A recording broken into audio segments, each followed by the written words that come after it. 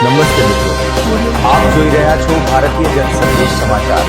હું છું દિનેશ કુમાર બાબરિયા, ભાવનગર. ચોટીલા તાલુકાના નાની મોરસલ ગામની સિંચાઈ યોજના શોભાના ગઠિયા સમાન નર્મદા સિંચાઈ માટેના પાણી માટે કાગડોળે રાહ જોતા.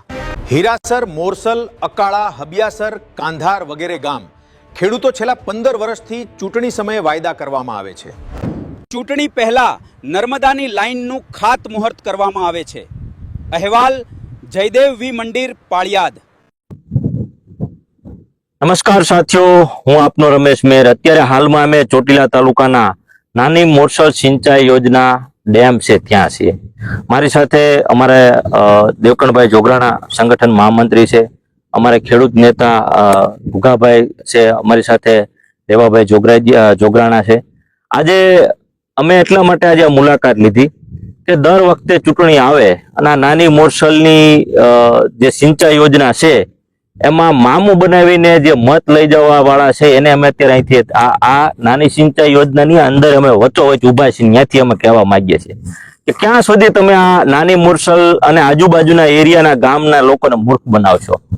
દર વર્ષે ચૂંટણી આવે ને 2 ભૂંગળા તમે નાખો. અત્યારે અહીંયા આગળ અમે જોયું કે અહીંયા સુધી ભૂંગળું આવીને પડ્યું છે. આની પહેલા જયારે ચૂંટણી હતી વિધાનસભાની ત્યારે અહીંયા આગેવાનો આવીને કહેતા હતા કે આ વખતે મત આપો એટલે બીજા દિવસે તમારા પાણી પડે.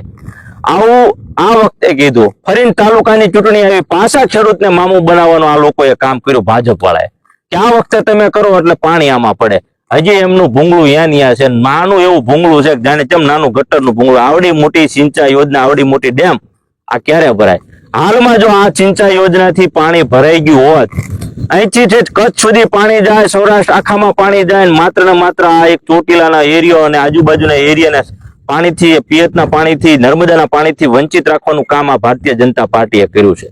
દરેક જગ્યાએ અહીંથી જે ડુંગર ઉપર પાણી ચડતો હોય પણ અહીંયા જયારે અમારા ચોટીલાના ખેડૂતને પાણી આપવાનું થાય ત્યારે એમને ઊંધી રકાબીનો ક્યાંક ને ક્યાંક વાકાર. તો અમે તો એ મામું બનાવવા વાળા માણસોને કહેવી છે, મામું બનવા વાળા માણસોને, ખેડૂતને પણ કહીએ છીએ કે તમે જાગો અને આને પૂછો કે ભાઈ તને મત આપ્યા શેના માટે આપ્યા હતા? દર વખતે તમે પાણીના નામે મત લઈ જાવ છો. હજી આમાં ટીપું નથી. અત્યારે વરસાદ ખેંચાણો છે, વરસાદ ખેંચાવાના કારણે લોકોના બિયારણ ફેલ થયા. જો અહીંયા આમાં સિંચાઈ યોજનામાં પાણી પીડ્યું હોત તો અત્યારે બધા ખેડૂતનો કપા કમ્પ્લીટલી પાકી ગયો, બધા પાક પાકી ગયા હોત. અત્યારે મોટા ભાગનું બિયારણ ફેલ છે. ઢોરને પાણી પીવા માટે વલખા મારી રહ્યા છે.